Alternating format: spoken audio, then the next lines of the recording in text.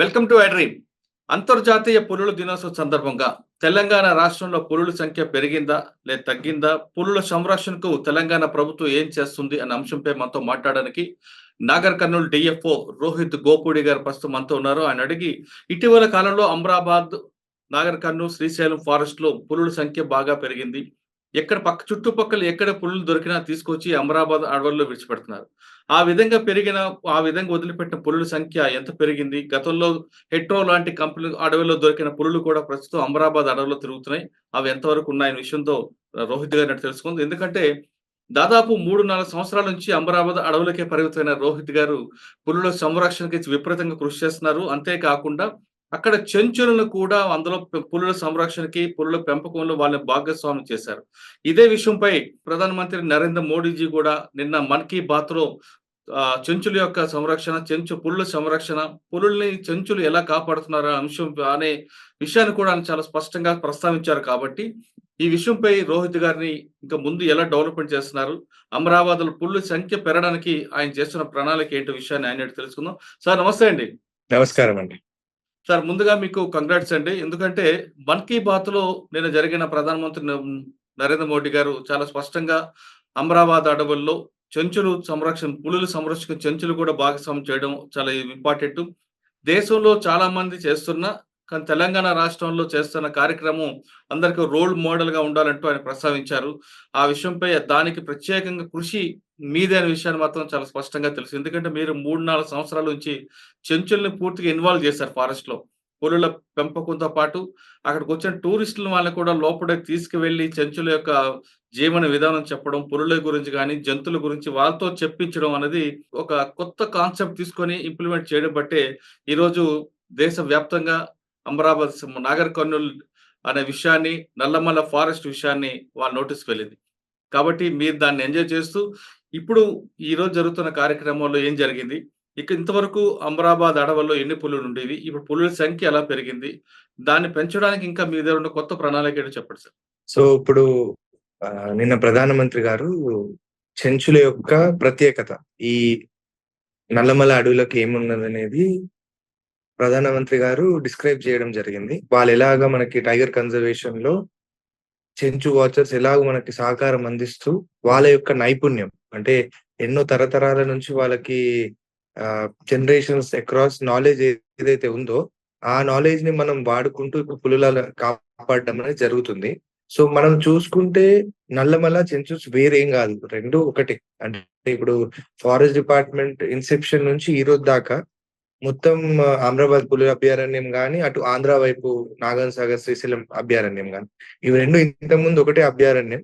ఈ చెంచుల యొక్క భౌగోళికం, మన నల్లమల యొక్క జియోగ్రఫీ సేమ్. అంటే ఓకే. చెంచులు ఎంత దూరం ఉన్నారో నల్లమల అంత దూరం ఉంది. సో, వాళ్ళ యొక్క మనుగడ, వాళ్ళ యొక్క వెల్‌ఫేర్‌లో tiger and Nallamala welfare is also interlinked. So, okay. తరతరాలుగా 2 సైడ్స్ అంటే ఆంధ్ర గాని, తెలంగాణ గాని 2 వైపులా చెంచు వాచర్స్ అనేవాళ్ళు ప్రెడామినెంట్‌గా ఈ పులుల అభయారణ్యాన్ని కాపాడుకుంటూ వచ్చారు. సో, వాటికి ఇంతకుముందు వాళ్ళు డిపార్ట్‌మెంట్‌లో ప్రత్యేకమైన రోల్స్‌లో ఇంతకుముందు వాళ్ళు బీట్ ఆఫీసర్ లాగా కూడా పనిచేసిన చరిత్ర ఉంది. ఈ మధ్య మనకి యాంటీ పోచింగ్ వాచర్స్ లాగా గ్రౌండ్‌లో ఫీల్డ్ లెవెల్ ఆఫీసర్స్ వాళ్ళు. సో, ఇప్పుడు మనము ఇది చూస్తున్నప్పుడు ప్రధానమంత్రి గారి దాకెళ్ళింది అంటే, అది కేవలం తెలంగాణ యొక్క మనమే గాదు. మొత్తం అది బేసికల్లీ చెంచుల యొక్క కష్టానికి ఫలితం బేసికల్లీ.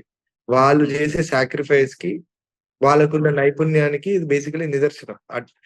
'మన్ కీ బాత్'లో చెంచుల గురించి ప్రధానమంత్రి గారు గొప్పగా చెప్పడం, ఎలా ఒక కమ్యూనిటీ ఒక పులుల అభయారణ్యాన్ని కాపాడడానికి దోహదపడుతుందనే దాన్ని కరెక్ట్‌గా చూయించారు. అండ్ ఇప్పుడు మన దగ్గరికొస్తే అమరాబాద్ దగ్గరికి, ఇప్పుడు మనకి 27 బేస్ క్యాంపులుంటే, అంటే హ్మ్. టోటల్ అందులో 23 బేస్ క్యాంపుల వరకు పరిపూర్ణంగా చెంచు వాళ్ళే ఉన్నారు మొత్తం. ఒక 4, 5 బేస్ క్యాంపుల్లో వాళ్ళు ఇతర జనాలతో సహా ఒక 50% ఉన్నారు. సుమారు ఓన్లీ 130 మంది చెంచు వారియర్స్ ఓన్లీ పులుల యొక్క జాడలు కనుక్కుంటూ అడవిలో తిరిగే వాళ్ళే ఉన్నారు మనకి. అపార్ట్ 130 ఫ్రమ్ మంది. ఎకో టూరిజం వాచర్స్ మళ్ళీ వేరు. ఓకే. ఓన్లీ పులుల గురించి తిరిగే వాచర్స్. మళ్ళీ వాళ్ళు హ్మ్. గాకుండా సెపరేట్‌గా మనకి ఆహ్, చెంచువారు ఇప్పుడు టూరిజం జేయడానికి టికెట్ కలెక్షన్‌లో, హ్మ్. ఎకో టూరిజంలో గైడ్స్ లాగా వీళ్ళందరూ వేరు మళ్ళీ. Only okay. పులుల అభయారణ్యం. నిత్యం అడవిలో నడుచుకుంటూ వెళ్లి ఎటువంటి ఇల్లీగల్ పని ఏది అవ్వట్లేదు. హంటింగ్ గాని, పోచింగ్ గాని, ఇల్లీగల్ ఫెల్లింగ్ గాని, ఎవరు గాని బయట మనుషులు లోపలికి రాకుండా కట్టుదిట్టమైన మాకు గ్రౌండ్ లెవెల్ ఫోర్స్ ఎవరైనా ఉన్నారంటే అది చెంచు వాచర్సే. Protection watchers. So, okay. ఈరోజు మనం అమరాబాద్ పులుల అభయారణ్యంలో పులులు పెరుగుతున్నాయి. ఇప్పుడు 2018లో 7 తర్వాత 10 తర్వాత 12 హ్మ్. ఈరోజు ఆల్‌మోస్ట్ 30 పైచిలకొచ్చాం మనం. ఇవన్నిటికి రావడానికి ముఖ్య కారణం మన చెంచు వాచర్స్. వాళ్ళు ఫీల్డ్ లెవెల్‌లో వాళ్ళు అనేకమైన భద్రతా చర్యలనేటివి వాళ్ళు డిసిప్లిన్‌గా చేస్తున్నారు గాబట్టి హ్మ్. ఎటువంటి పోచింగ్ ఇన్సిడెంట్ అనేది రాలేదు మనకి. లాస్ట్ 5 ఇయర్స్‌లో not even a single tiger has been poached in Amrabad. And ఈరోజు పులుల ఓకే. నంబర్ పెరగడానికి అపార్ట్ ఫ్రమ్ మిగతా మెజర్స్‌తో ఆహ్, పోల్చుకున్నా గూడా అన్నిటికంటే ముఖ్యం ఈ కారణం వల్ల మన భద్రత అనేది కట్టుదిట్టం అయింది గాబట్టి, ఈ పెరుగుదలకి సహకారం అందింది. దాంట్లో చెంచుల యొక్క పాత్ర ఉంది. ఇప్పుడు మీరు అలాగే చూసుకుంటే ఇంకా అంటే మీరు అడిగిన దాన్ని బట్టి ఇప్పుడు పులులు ఇప్పుడు ఎక్కడి వరకు వచ్చినాయంటే లాస్ట్ 4 సంవత్సరాల్లో మనం చాలా వరకు మనం గడ్డి క్షేత్రాలు, నీటి వసతులు, అలాగే వీడ్ రిమూవల్, అలాగే రివర్ పాట్రోలింగ్. ఇప్పుడు మనకి ఆంధ్రాకి, తెలంగాణకి మధ్యలో పులులనేటివి అటు ఇటు తిరుగుతూ ఉంటాయి. సో, అవి తిరిగేటప్పుడు కృష్ణా నదిని దాటుకుంటూ వెళ్తుంటాయి. సో, ఆ కృష్ణా నదిలో చాలా మంది ఇల్లీగల్‌గా ఫిషింగ్ చేసేవాళ్ళు. సో, ఆ ఫిషింగ్‌ని ఆపేయడం జరిగింది. ఎందుకంటే 2 రాష్ట్రాల మధ్యలో మనకి జియోగ్రాఫికల్ బౌండరీస్ ఉన్న పులులకు అలాంటి జియోగ్రాఫికల్ బౌండరీస్ ఉండవు. అమరాబాద్ పులులు నాగార్జున సాగర్, శ్రీశైలం ఆ పులుల అభయారణ్యంకెళ్తూ ఉంటాయి. అక్కడి పులులు ఇక్కడికెళ్తుంటాయి. ఎస్పెషల్లీ మగ పులులు అక్కడ ఆల పులితోని మీటింగ్ జేయడానికెళ్తుంటాయి.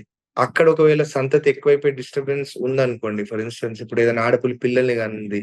ఆ పిల్లల్ని ఇక్కడికి తీసుకురావచ్చు. సో, ఈ నదనేది రెండిటి మధ్యలో 2 పులుల అభయారణ్యం మధ్యలో కారిడార్ లాగా అయిపోయేది. సో, ఈ కారిడార్‌ని మనము కాపాడుకోవాల్సిన బాధ్యత ఉంది. సో, ఆ కారిడార్‌లో ఏమైపోయింది అంటే చాలా మంది ఫిషర్‌మెన్ వాళ్ళ జీవనాధారం కోసం కాంట్రాక్టర్స్ వీళ్ళందరూ ఇక్కడికొచ్చి వాళ్ళు చేపలు పట్టడము, ఆహ్, రివర్ ఎంబట క్యాంప్స్ పెట్టడం జరుగుతుండే. సో, మనం 2 టైగర్ రిజర్వ్ ఇటు అమరాబాద్, అటు ఎన్ఎస్‌టిఆర్ జాయింట్ కోఆర్డినేషన్‌తోని ఈ కొన్ని స్ట్రెచెస్‌లో ఈ డీప్ కోర్‌లో చేపలు పట్టనీయకుండా మనం ఆపడం జరిగింది. సో, దానివల్ల ఏమైందంటే పులుల రాకపోకలు ఇబ్బంది లేకుండా ఎక్కువైనాయి. అందుకే వన్ ఆఫ్ ద రీజన్ అమరాబాద్‌లో పులులు రాడానికి, ఇక్కడ నుంచి అక్కడికి పులులు పోవడానికి కారణం ఈ కృష్ణా రివర్ మీద డిస్టర్బెన్స్ లెవెల్ అనేది తగ్గిపోయింది. ఇంకా ఓకే. ఇది గాకుండా మనకి పశువుల ద్వారా కొన్ని ప్రాబ్లమ్స్ ఉన్నాయి. అంటే ఇప్పుడు అందరికీ పశువులు మేతకి ప్లేస్ అనేది గూడా అడవినే వాడుకుంటారు. అలాగే మన జంతువులు, పులులు గూడా అడవే వాడుకుంటాయి. సో, ఇప్పుడు మన పులుల నంబర్, మన జంతువుల నంబర్ పెరుగుతుంది. అట్లానే మనుషులు చుట్టుపక్కలుండే లోకల్ పబ్లిక్ ఈ అడవి మీద డిపెండెన్సీ పెంచుకున్నారు గ్రేజింగ్ కోసం. వాళ్ళ పశువుల సో, ఈ ఇద్దరు కలిసినప్పుడు నెగెటివ్ ఇంటరాక్షన్ అయ్యే ఛాన్సెస్ ఉంటాయి. లైక్ పశువుల యొక్క వ్యాధి మన జంతువుల్లోకి పాకేలాగా, లేకపోతే మన పులి ఎళ్లి వాళ్ళ పశువుల మీద పడేటప్పుడు మనుషుల మీద గూడా అటాక్ చేయడం.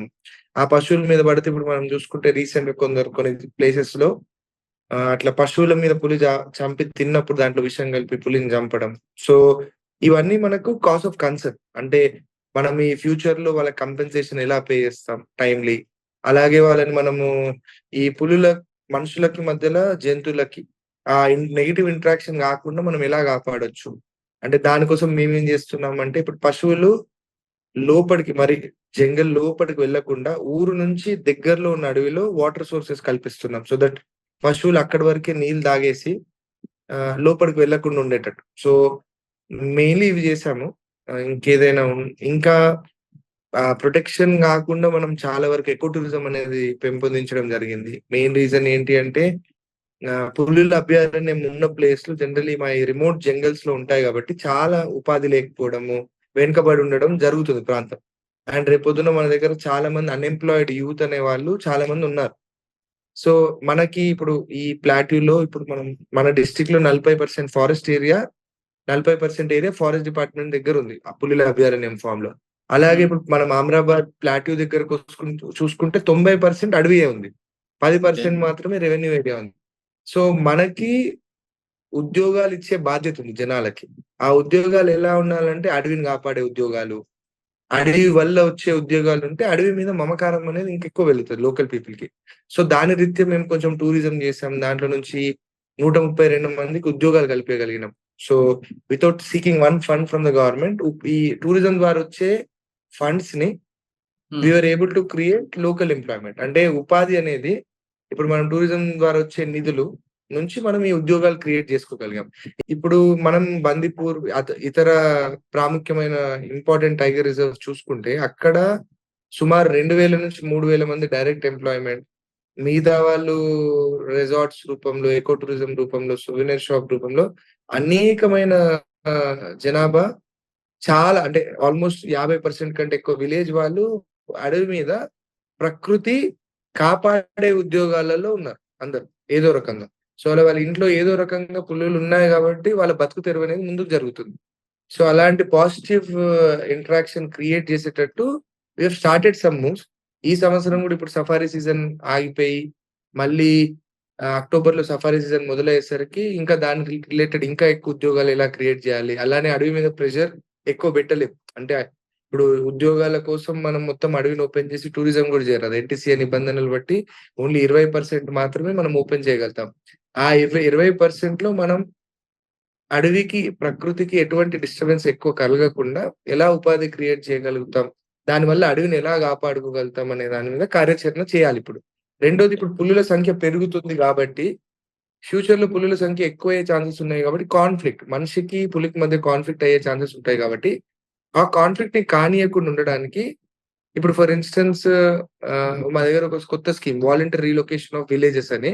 కొందరు విలేజర్స్ ఊరు వదిలేసి బయటకొస్తాం మేము. మీరు మాకు హుహు. అన్ని ఫెసిలిటీస్ అక్కడ డెవలప్ చేయండి. బికాస్ వాళ్ళ ఒక్క ఊర్లో 25-30 ఆవుల్ని ఒక పులి చంపేసింది. ఒక్క మనిషి. అచ్చా! సో, హ్మ్. వాళ్ళందరికి ఇప్పుడు పులనేటివి పెరుగుతున్నాయి గాబట్టి వాళ్ళకి కొంచెం అసౌకర్యంగా ఉంది అక్కడ బతకడం. సో, వాళ్ళేమంటున్నారంటే మాకు బయట ఫెసిలిటీస్ అన్నీ కల్పిస్తే మనకి ఎన్‌టీసీఏ స్కీమ్ ఉంది. దాని ద్వారా మనము వాళ్ళకి 5 ఎకరాల భూమి హ్మ్. ప్లస్ ఒక ఇల్లు, కమ్యూనిటీ ఫెసిలిటీస్ కట్టియగలుగుతాం దాన్ని బట్టి. సో, దాని రిలేటెడ్ ఇప్పుడు ఒక 4 విలేజెస్‌ది రీలొకేషన్ ప్రోగ్రామ్ అనేది ఇప్పుడు పైప్‌లైన్‌లో ఉంది. ప్రపోజల్ పంపియడం జరిగింది. ప్రపోజల్ వచ్చిన తర్వాత వీళ్ళకిప్పుడు దాంట్లో మనిషికి, పులికి ఇద్దరికీ లాభాలున్నాయి. మన లోకల్ జనాభా ఎవరైతే ఇప్పుడు అనేకమైన ప్రాబ్లమ్స్ ఉంటాయి ఫారెస్ట్‌లో లోపల విలేజ్ ఉన్నప్పుడు. హ్మ్. వాళ్ళకి 3 ఫేజ్ ఎలక్ట్రిసిటీ లేదు.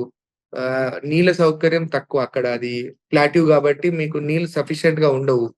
రెండోది అనేకమైన వైల్డ్ లైఫ్‌తోని పంటలేవి గూడా ఆస్తి నష్టం. అంటే పందులు, జింకలు ఇప్పుడు పులులు ఎక్కువైపోయినాయి. పులులేమో వాళ్ళ ఆవులని రిపీటెడ్‌లీ చంపడం, మనం కంపెన్సేషన్ కట్టడం. సో, కొంచెం మ్యాన్ యానిమల్ కాన్ఫ్లిక్ట్ అయ్యే దిశగా వెళ్తుంది గాబట్టి, అక్కడ ఇష్టమున్న జనాలు ఎవరైతే ముందుకొచ్చారో మేము రీలొకేట్ అయితామని, వాళ్ళకి మనం రీలొకేషన్ చేయడం జరుగుతది. రీలొకేషన్ చేయడం వల్ల మంచిదేంటి అంటే, కోర్ ప్రాంతంలో మనము టైగర్‌కి డిస్టర్బెన్స్ లేని ఏరియా క్రియేట్ జేయడం అయితది. అలాగే ఎవరైతే జనాలు కొన్ని కారణాల వల్ల సఫర్ అయితుర్రో వాళ్ళకి బయట అన్ని సదుపాయాలు ఇవ్వడం గూడా కుదురుతుంది. ఎందుకంటే అన్ని ఓకే. ఫారెస్ట్ లోపలికి తీసుకురాలేము గాబట్టి. యాహ్! అవును. అవును. సార్ కొన్ని ప్రాంతాల్లో జింకలు కూడా పెంచి పులులకి ఇన్వైట్ చేస్తుంటారు. ఆ విధంగా జింకలు పెంచే కార్యక్రమం కూడా పెట్టారా మీరు? సో, ఇప్పుడు మనకేంటి అంటే, ఇప్పుడు జనరల్లీ మన జింకల పాపులేషన్ ఇప్పుడు ఎవ్రీ 4 ఏళ్ళు గాని, ప్రతి సంవత్సరం గాని మనము సెన్సస్ అనే ఎక్సర్‌సైజ్ చేస్తాం. అంటే మనకెన్ని జింకలున్నాయి, ఎన్ని ఇవున్నాయని. ఇప్పుడు మన జింకల సంఖ్య జూసుకుంటే ఇప్పుడున్న పులులకి సరిపడే జింకల సంఖ్య ఉంది మన దగ్గర. So, okay. ఇబ్బంది లేదు. కానీ ఫ్యూచర్‌లో ఇంకా పులులు పెరుగుతాయి గాబట్టి, మనం గూడా మన జింకలను పెంచుకోవాల్సిన అవసరం ఉంది. సో ఒక రకం పెంచడం ఎలా, దానికి ఆహారం ఎక్కువ చేస్తే, అంటే గడ్డి క్షేత్రాలు బాగా డెవలప్ చేస్తే న్యాచురల్ గా అవి పెరుగుతాయి. అదొక పద్ధతి. రెండో పద్ధతి ఏంది, మనం అడవిలో కొన్ని ఎక్కడైతే ఇప్పుడు అమరావతి పులుల అభయారణ్యం అనేది 2600 స్క్వేర్ కిలోమీటర్లు, ఇంత పెద్ద అడవి. కానీ జింకలు అనేటి కొన్ని ప్రాంతాల్లో మరీ ఎక్కువ ఉన్నాయి, కొన్ని ప్రాంతాల్లో తక్కువ ఉన్నాయి. అనేక కారణాలు, అంటే కొన్నిసార్లు అక్కడ హ్యాబిటాట్ లో గడ్డి తక్కువ ఉండడం, లేకపోతే తరతరాలుగా జనరేషన్స్ లో అట్లాంటి ప్రాంతాల్లో పోచింగ్ ఎక్కువ అవ్వడం వల్ల పాపులేషన్ తక్కువ ఇప్పుడు పెరుగుతున్నాయి. బట్ ఇప్పుడు మనం పెరిగే పులుల సంఖ్య బట్టి మనము జింకల్ని పెంచాలి కాబట్టి మీరు చెప్పినట్టు అప్పుడప్పుడు ఇప్పుడు మేము మహావీర వనస్థలిపురం హైదరాబాద్ లో ఉన్న నేషనల్ పార్క్స్ నుంచి జింకలు అక్కడ అధికమైనప్పుడల్లా తీసుకొచ్చి అమరాబాద్ లో వదిలేయడం జరుగుతుంది. అలాగే ఇప్పుడు అమరాబాద్ లో వచ్చే సంవత్సరం నెక్స్ట్ వచ్చే 2 నెలల్లో ఒక పెద్ద ప్రీ ఆగ్యుమెంటేషన్ ఛాంబర్ అంటాం మేము, అలాంటిది ఒక పెద్ద ఎన్క్లోజర్ నిర్మిస్తున్నాము ఒక 50 ఎకరాలలో.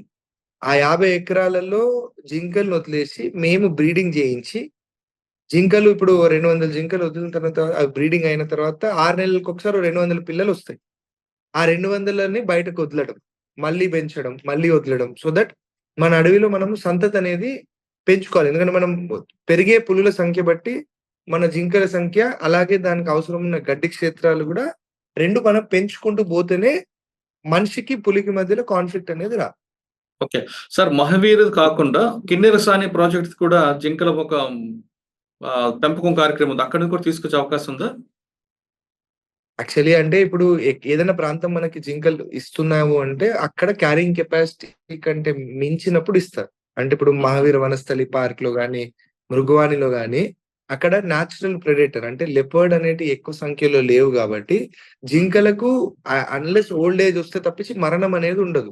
ఇప్పుడు 200 ఉన్న జింకలు చూసే లోపల 1000 అయిపోతాయి. 1000, 2000 అవుతాయి. బట్ ఇప్పుడు మీరు చూసుకుంటే మృగవాణి నేషనల్ పార్క్ లో గడ్డి క్షేత్రాల్లో 1000 కంటే ఎక్కువ యానిమల్స్ తినలేవు. ఎక్కువ యానిమల్స్ అయిపోతే మళ్ళీ గడ్డి మాయమైపోతుంది. మళ్ళీ గడ్డి రాదు. అంటే మనం ఓవర్ ఎక్స్‌ప్లాయిటేషన్ చేస్తే అక్కడ ప్రాబ్లమ్ అయితది. సో వాళ్ళు క్యారింగ్ కెపాసిటీ దాటినప్పుడల్లా వాళ్ళు పంపిస్తారు. ఎందుకంటే మన క్యారింగ్ కెపాసిటీ చాలా ఎక్కువ కాబట్టి వాళ్ళకంటే. సో ఇప్పుడు కిన్నెరసానిలో వాళ్ళకి సఫిషియెంట్ జింకలు ఉన్నాయా లేవా ఫస్ట్ వాళ్ళకి.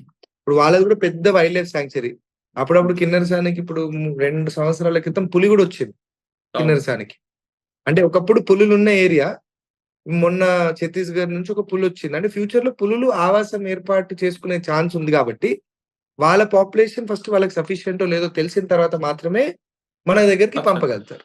అంటే మీరు అంటే కిన్నెరసాని పక్కన కవ్వాల్ టైగర్ ఉంది. తడాబా నుంచి కూడా వచ్చే కారిడార్ ఉంది కాబట్టి అక్కడ సో కూడా ఇప్పుడు ఆ సబ్‌స్టిట్యూట్ అంటారు. కారిడార్ వాళ్ళకే జింకలు అవసరం ఉన్నాయి. వాళ్ళ దగ్గర చాలా లెపర్డ్స్ ఉన్నాయి. ఏ రోజైతే వాళ్ళ క్యారింగ్ కెపాసిటీ కంటే మించి ఒకవేళ వాళ్ళ దగ్గర ఉంటే మనం అప్పుడు తీసుకుంటాం. ఓకే. ఇప్పుడు యాహ్!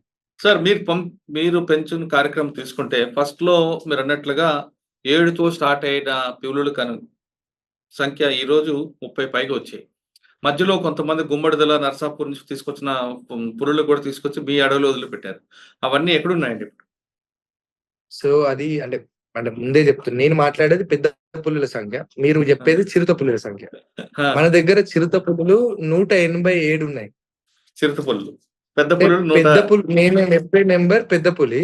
బట్ ఆ! చిరుత పులి అనేటివి ఇప్పుడు మనం హెట్రో డ్రగ్స్ వాళ్ళది గాని, ఆ! శంషాబాద్ ఎయిర్‌పోర్ట్ లో గాని ఇవన్నీ చిరుత పులులు, లెపర్డ్స్. ఓకే. ఆ! సో లెపర్డ్స్ అనేటివి ఇప్పుడు లాస్ట్ 4 సంవత్సరాలకెళ్ళి అమరాబాద్‌లో మోర్ దెన్ 15, 20 లెపర్డ్స్ రిలీజ్ చేశారు. అది గాకుండా ఇక్కడ ఆల్రెడీ లెపర్డ్ పాపులేషన్ అనేది చాలా పుష్కలంగా ఉంది. సో హ్మ్. అంటే ఇప్పుడు రీసెంట్ ఎన్‌టీసీఏ రిపోర్ట్ బట్టి మనకు 187 మన highest number maximum. While basic number is 127. ఇన్ని చిరుత పులులు ఉన్నాయని వాళ్ళే ఇచ్చారు మనకు రిపోర్ట్. హ్మ్. సో మన అంటే మన లెపర్డ్ సంఖ్య అనేది చాలా ఎక్కువుంది. చిరుత పులి ఓకే. సంఖ్య అనేది. పులుల ఓకే. సంఖ్య అనేది ఇప్పుడు పెరుగుతుంది. ఓకే. సరే, చిరుత పులి అడవిలో ఎదురు పడితే ఎలా ఉంటాయండి? అంటే ఇప్పుడు జనరల్లీ ఇప్పుడు ఇవన్నీ క్యాట్ స్పీషీస్‌కి సంబంధించిన animals. They are all very shy. అంటే నేను దేర్ ఇస్ ఎ సేయింగ్, అంటే సామెత. మీరు పులిని ఒక్కసారి చూస్తే పులి మిమ్మల్ని 100 సార్లు చూసుంటది. అది నిజం గూడా. అంటే ఎట్లా అంటే పులి మీ ఆనవాళ్ళు గాని, మీరు వచ్చేది గాని 1 కిలోమీటర్ కంటే ముందు శబ్దం గాని, వాసన గాని గుర్తుపడుతది. హ్మ్. సో 99% మనని అవాయిడ్ జేయడానికి చూస్తది పులి. హ్మ్. మనని కలవకుండానే ఎళ్ళిపోయేటట్టు. ఎప్పుడైతే పులి మనకి కనిపిస్తదో, అది మీకు పులి కనిపియాలనుకుంది కాబట్టి కనిపిస్తది. అవునా? అదేదో మీకు మీరు చూడడం కాదు, అది కనిపియాలనుకుంటే దాని ఆహారం కోసమో, నీళ్ళ కోసమో, దానిదేదో ట్రాన్సిషన్ పాత్‌లో ఉంటేనే కనిపిస్తది. షీ మనం అక్కడ ఉన్నామని తనకు తెలుసు, అన్నీ తెలుసు. అయినా బయటకొస్తది. తనకి హుహు. ఏదో బయటకొచ్చిర్రు వీళ్ళెవరో ఉన్నారన్నట్టు కాదు. She is completely aware. Tiger knows what is happening around it. Complete అవగాహన దూరం నుంచి కూడా. అందుకే టైగర్‌ని చూడడం అంత ఈజీ కాదు. హుహు. ఎక్కడైతే టైగర్‌కు మనుషులు అలవాటు కాలేదో, అక్కడ టైగర్ మనుషుల్ని చూడ్డానికి గాని, దగ్గరికి రాడానికి గూడా ఇష్టపడదు. సో, దూరం హుహు. వెళ్ళిపోతది. అంటే లెపర్డ్ పులిని ఈస్ మనం ఆల్సో వెరీ ఒక్కసా సిమిలర్ బట్ సార్ పులిని చెప్పండి. మనం ఒక్కసారి చూస్తే, పులి మనల్ని 10 సార్లు చూస్తుంటేనే మనకు ఎదురు పడతదా? అంటే దేర్ ఇస్ ఎ సేయింగ్. మీరు ఒక్కసారి పులిని జూస్తే, పులి మిమ్మల్ని 100 సార్లు జూసుంటది. మీరు అదే అడవిలో ఇప్పుడు నేను తిరుగుతున్నాను. నన్ను హ్మ్. పులి 100 సార్లు జూసుంటది. నేను ఒక్కసారి జూసుంటా పులిని ఇన్ రిటర్న్. సో, ద ఆ! Citing chance of tiger is అది మనల్ని 100 సార్లు జూస్తే, మనం తిరిగి ఒకటేసారి జూడగలుగుతామని బేసికల్లీ. ఓకే. సార్ అమరాబాద్‌లో ఈరోజు జరిగిన కార్యక్రమం చెప్పండి. ఇంటర్నేషనల్ టైగర్స్ డే సందర్భంగా. చాలా మంది మీరు సో గతంలో చేసిన కార్యక్రమం ప్రకారం చాలా మంది డోనర్స్ వచ్చారు. యెస్. సో, ఇప్పుడు అంటే మేము లాస్ట్ 2, 3 ఇయర్స్‌లో చూసిందేందంటే, మనము పులుల అభయారణ్యం అనేది పార్టిసిపేటివ్ మోడల్‌లో హ్మ్. Corporate groups, NGOs, local people అందరి కోఆపరేషన్ ఉన్నప్పుడే మనం సక్సీడ్ అవుతాం. సో, మేము లాస్ట్ 2, 3 ఇయర్స్ నుంచి మాతోటి చాలా corporates ICICI foundation, Apollo ah, కొన్ని organization like United Way of Hyderabad, Nirman, Virtusa foundation ఇలా చాలా అనేకమైన సంస్థలు అనేక విధాలుగా మాకు హెల్ప్ చేశాయి.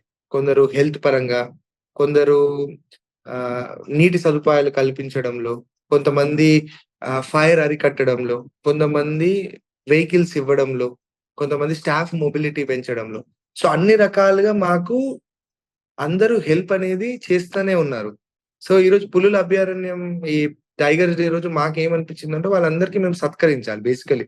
Basically to say thank you మేము ఈరోజు ఒక మీటింగ్ ఆర్గనైజ్ చేసి వాళ్ళందరిని ఫెలిసిటేట్ చేయడం జరిగింది. అలాగే ఇంకో నెక్స్ట్ 1 ఇయర్‌లో అనేకమైన ప్రోగ్రామ్స్ అనేటివి చేయాల్సిన అవకాశం ఆహ్, నీడ్ ఉంది గాబట్టి, మనము మన కార్యాచరణను ఎలా రూపొందించుకోవాలి వచ్చే సంవత్సరంకి. అది ఆ కార్యాచరణ మీద టైగర్ రిజర్వ్ సైడ్ నుంచి మాకు ఏమేమి ఆహ్, సెక్టర్స్‌లో హెల్ప్ అవసరం అనేది వాళ్ళ ముందు పెట్టడం జరిగింది. సో దట్ వాళ్ళెళ్లి డిస్కస్ చేసుకొని వాళ్ళు ఎటువంటి హెల్ప్ మనకు ప్రొవైడ్ చేయగలుగుతారనే దాని మీద basically we had a discussion brainstorming session. అచ్చా! సార్ ఫైనల్‌గా చెప్పండి. మనకెక్కువగా దేశం మొత్తం మీద తీసుకుంటే ఉత్తరాఖండ్, మహారాష్ట్ర, మరి ఇంకా కర్ణాటక ఈ 3 రాష్ట్రాలతో తర్వాత తెలంగాణ రావాలంటే, తెలంగాణ ముందుండాలంటే పులుల సంఖ్యలో మనం ఏం చేయాలి? మనము యాక్చువల్లీ అంటే బికాజ్ నేను గూడా తెలంగాణ వాసి గాబట్టి ah, we have a lot of మనకి పులులు ఉండడానికి అనువైన ప్రదేశాలు చాలా ఉన్నాయి. అటు మీరు నార్త్ సైడ్‌లో జూసుకుంటే కాగజ్‌నగర్, ఆసిఫాబాద్, కావల్ టైగర్ రిజర్వ్, తర్వాత మంచిర్యాల అడవులు, తర్వాత పెద్దపల్లి, తర్వాత పాకాల్, తర్వాత ఏటూరు నాగారం ములుగు, తర్వాత మీరు జూసుకుంటే ఖమ్మంలో సత్తుపల్లి, తర్వాత కిన్నెరసాని. అంటే ఆల్‌మోస్ట్ ఎంటైర్ నార్థర్న్ డిస్ట్రిక్ట్స్‌లో పులుల ఆవాసం ఇంతకుముందనేది అన్ని దగ్గరలో ఉండే. ఇది హ్మ్. మనము ఈరోజు మనం జెప్పేదేదో మన ఊహాగాన గాదు. హుహు. 1996 కంటే ముందు నక్సలిజం మూవ్‌మెంట్ కంటే ముందు ఈ అన్ని ఏరియాస్‌లో పులులనేటియి స్వేచ్ఛగా చాలా గుడ్ నంబర్‌లో ఉంటుండే. కానీ తరతరాలుగా ఫారెస్ట్ అనేది డిఫారెస్టేషన్ అవ్వడం, ఎంక్రోచ్‌మెంట్స్ అవ్వడం, తర్వాత పోచింగ్ అవ్వడం వల్ల పులులనేటివి ఆల్‌మోస్ట్ అంతరించిపోయినాయి. ఇప్పుడు కావల్లో కూడా రెసిడెంట్ పాపులేషన్ లేదు. మనకి ఇప్పుడు మన నార్త్ ఈస్ట్ ఏరియా కాగజ్‌నగర్‌లో మన పులులున్నాయి. ఇప్పుడు అది కాగజ్‌నగర్ నుంచి ఫస్ట్ కావల్ రావాలి. తర్వాత ఏటూరు నాగారం ఎళ్ళాలి. తర్వాత పాకాల్ ఎళ్ళాలి. సో, మనం ఎంతో చేసేదుంది. అంటే మన టైగర్ నంబర్స్ తోని సక్సెస్ చూడలేము గానీ, మన potential to have tiger numbers is much more than some of the states మీరు చెప్పిన స్టేట్స్ కంటే గూడా ఎక్కువ నంబర్ హోల్డ్ చేసే కెపాసిటీ గూడా మనకుంది. ఎందుకంటే మనకు అట్లాంటి ల్యాండ్‌స్కేప్ ఉంది గాబట్టి. బట్ సక్సెస్ అనేది గ్రాడ్యుయల్‌గా వస్తది. అంటే ఫస్ట్ కావల్ టైగర్ రిజర్వ్, ఏటూరు నాగారంలో నిండాలి. అక్కడ మనం ప్రొటెక్షన్ చేసుకోవాలి. ఇప్పుడు చాలా పులులు మహారాష్ట్రలో సక్సెస్‌ఫుల్ కన్జర్వేషన్ వల్ల చాలా పులులనేటివి తెలంగాణకొస్తున్నాయి. But certain poaching incidents have happened. దానివల్ల పులులు ఆహ్, నివాసం ఏర్పాటు చేసుకోలేకపోతున్నాయి. సో, వన్స్ మనం పోచింగ్ అక్కడ కంట్రోల్ చేసుకోగలిగితే, అక్కడ కొంచెం కఠినంగా ఎందుకంటే అక్కడ అమరాబాద్ లాగా అడవి అనేది కంటిన్యూస్ లేదు. కొంచెం ఫ్రాగ్మెంటేషన్స్ ఉన్నాయి. Public local involvements are there. So, అక్కడ మనం పోచింగ్ అనేది నియంత్రణ చేయగలిగితే కంప్లీట్‌లీ 100% పులులనేటివి మళ్ళీ పెరిగే ఆస్కారం ఉంది. అప్పుడు పెరిగినప్పుడు మీరంటున్నట్టు ఆ రాష్ట్రాల్లో మధ్యలో గూడా మన తెలంగాణ పేరు గూడా వచ్చే అవకాశం ఉంది. అంటే ఇప్పుడు మీరు చూసుకుంటే ఆంధ్రాలో కూడా పులుల ఏరియాలు చాలా ఉన్నాయి. ఎన్ఎస్‌టిఆర్ గాకుండా మారేడుమిల్లి, వైజాగ్. బట్ మన పొటెన్షియల్ ఇంకెక్కువుంది. బికాస్ మన ఎంటైర్ నార్త్ తెలంగాణలో ప్రతి ఏరియాలో పులి ఇంతకుముందు ఉంటుండే. సౌత్‌లో ఓన్లీ అమరావతికే లిమిటెడ్. బట్ హ్మ్. నార్త్‌లో అనేక రకమైన మన బేసికల్లీ మన 60% అడవిలో పులి కంటిన్యూయస్ కారిడార్ దండకర్ణయ్య అడవిలో.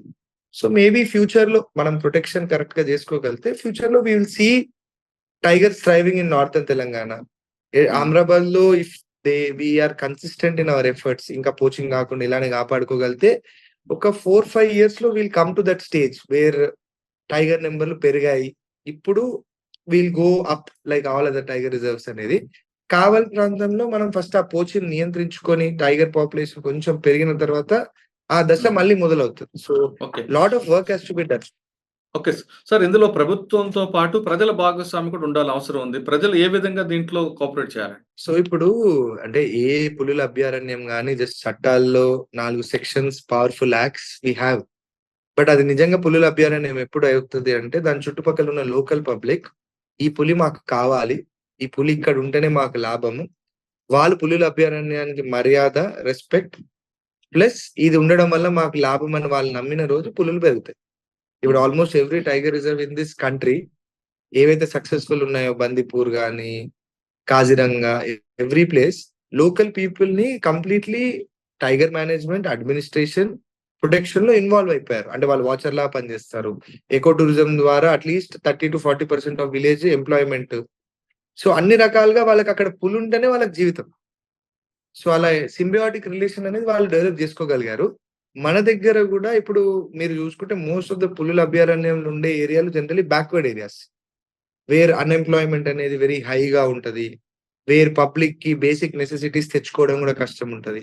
మనం మన టైగర్ వెల్‌ఫేర్ ప్రోగ్రెస్‌ని ఈ రిమోట్ ఏరియాస్ డెవలప్‌మెంట్‌ని లింక్ జేసుకోగలిగితే కరెక్ట్‌గా పబ్లిక్, టైగర్ రిజర్వ్ 2 ఒకటేసారి డెవలప్ అయితారు. అది ఆ సింబయోటిక్ రిలేషన్ అనేది మనం డెవలప్ చేసుకోవాలి. ఓకే. పులి అనేది నాది అని భావించిన రోజు ఖచ్చితంగా పులులు డెవలప్‌మెంట్ అవుతాయంటున్నారు రోహిత్ గారు. ఇప్పుడు మనం తీసుకున్న ఉత్తరాఖండ్ గాని, మహారాష్ట్ర లేదా కర్ణాటకలో అక్కడ ప్రజలు కూడా అడవి మాది, పులులు కూడా మావి అని నమ్మేటప్పుడు ఖచ్చితంగా ఆ ప్రాంతంలో నిరుద్యోగ సమస్య లేకుండా కంప్లీట్ డెవలప్‌మెంట్ అయిందని చెప్తున్నారు. ఇక్కడ కూడా మన తెలంగాణ కూడా రాష్ట్రంలో ఆ పులుల సంఖ్యలో మన పేరు కూడా ఉండాలంటే ఖచ్చితంగా ఎక్కడైతే పులులు పెరుగుతున్నాయో ఆ ప్రాంతంలో ఉన్న ప్రజలందరూ కూడా అడవి మాది, పులి కూడా ఇక్కడ ఉండాల్సిందే అంటూ జాగ్రత్తగా వాటికి కావాల్సిన జాగ్రత్తలు తీసుకుంటే ఖచ్చితంగా అడవి డెవలప్ అవుతది. అడవి మీద ఆధారపడి అందరూ కూడా డెవలప్ అవుతారు. అక్కడ నిరుద్యోగ సమస్య అంటూ ఉండదంటూ రోహిత్ గారు చెప్తున్నారు. ఇది ఈరోజు అంతర్జాతీయ పులుల దినోత్సవం సందర్భంగా తెలంగాణ రాష్ట్రం నుంచి రోహిత్ గారు మాట్లాడారు.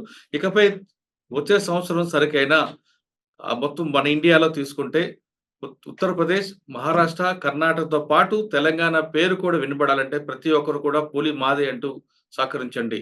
ఇది రోహిత్ గారితో ఎక్స్‌క్లూజివ్ ఇంటర్వ్యూ. వచ్చే వారం మరో గెస్ట్‌లో మళ్ళీ కలుద్దాం. అంతవరకు నమస్తే. Thank you sir. Thank you very much అండి. థాంక్ యూ సో మచ్ అండి.